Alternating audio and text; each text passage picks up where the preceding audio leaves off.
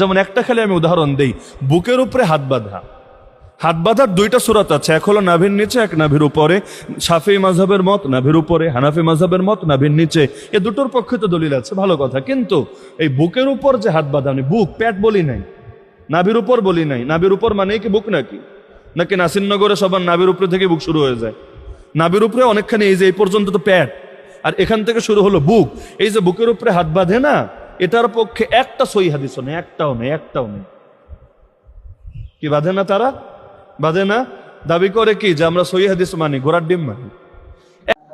একজন ভাই প্রশ্ন করেছেন, আসসালামু আলাইকুম। ওয়ালাইকুম সালাম ওয়া রাহমাতুল্লাহি ওয়া বারাকাতুহু। বলছিলাম হুজুর, মুসান্নাফে ইবনে আবি শাইবাতে 3959 ও 3960 নম্বর হাদিসে আছে নাভির নিচে নামাজ পড়ে। হাদিস কি আছে, কতটা সহি? দেখেন, এটা নিয়ে আমার 24টা অলরেডি জবাব আছে একটা ভিডিওতে, দেখেন সেটা। তারপরে সংক্ষিপ্ত আলোচনা করছি, যেটি প্রশ্ন করে ফেলেছেন। 3959 নম্বর হাদিস, অন্য নিষ্কাতে 3960 নম্বর হাদিস, যে নাভির নিচে হাত বাঁধার মর্মে যে হাদিসটা বর্ণিত হয়েছে, ওয়াজা ইয়ামিনাহু আলা শিমালি ফিস সালাহ, মূল মুসান্নাফ ইবনে আবি শাইবাতে এতদূর পর্যন্ত আছে। অর্থাৎ আল্লাহর রাসূলকে দেখেছি সালাতের নামাজে ডান হাতের উপর রেখেছে, এইভাবে, এতটুকু আছে। কিন্তু পরবর্তীতে তাহতা সুররা, নাভির নিচে অংশটা ঢুকিয়ে দিয়েছে। প্রমাণ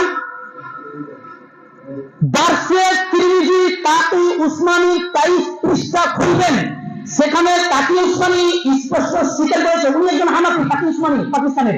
উনি বলছে যে মুসান্নাফ ইবনে আবি শাইবার অধিকাংশ পাণ্ডুলিপিতে এই কথাটি নেই, নাভির নিচে হাত বেঁধেছেন এই কথাটি নেই। আপনাদের 24 পরগনা সম্ভবত মুফতি নাসিরউদ্দিন চাঁদপুরি হানাফি দেওবন্দি, তিনিও বলছে, হানাফি কেল্লা বইয়ে তিনিও বলছে যে মুসান্নাফ ইবনে আবি শাইবার কিছু পাণ্ডুলিপিতে নাভির নিচের অংশটি পাওয়া যায় না, উনি স্বীকার করেছে। এখন প্রশ্ন জানতে পারে, তাহলে এটা বলেছেটা কে, আর নাভির নিচের অংশটা ঢুকানোটা কে? জবাব আমাকে দিতে হবে না, জবাব স্বয়ং হানাফিরাই দিয়ে দিয়েছে। ফাইজুল বারি, আনোয়ার কাশ্মীরি লেখক, যার মান মর্যাদা হানাফিদের নিকটে অনেক। ফাইজুল বারি পৃষ্ঠা নম্বর 267-তে স্পষ্ট বলছে যে নাভির নিচে অংশটি সেই মহান ব্যক্তি ঢুকিয়েছে যার নাম হচ্ছে কাসিম বিন কুতুবুগা। কাসিম বিন কুতুবুগা সর্বপ্রথম নাভির নিচে হাত বাঁধতে হবে এই অংশটি ঢুকিয়ে দিয়েছে। এবার এখানে একটা কথা, তাহলে হাত কোথায় বাঁধতে হবে? সঠিক মত কি? চলুন সঠিক হাদিস নিয়ে নেন। আমি চ্যালেঞ্জ করে গেলাম, এই হাদিসটা কোন মায়ের বেটা যদি থাকে জয়ী প্রমাণ করে দেখাবে, এখনই তাকে আমি 50,000 টাকা দেবো যদি কেউ জয়ী প্রমাণ করে দেখিয়ে দেয়। চ্যালেঞ্জ করে গেলাম। হাদিস আত-তাহকিক ফি ইখতিলাফিল হাদিস, হাদিস নাম্বার 434 নম্বর হাদিস,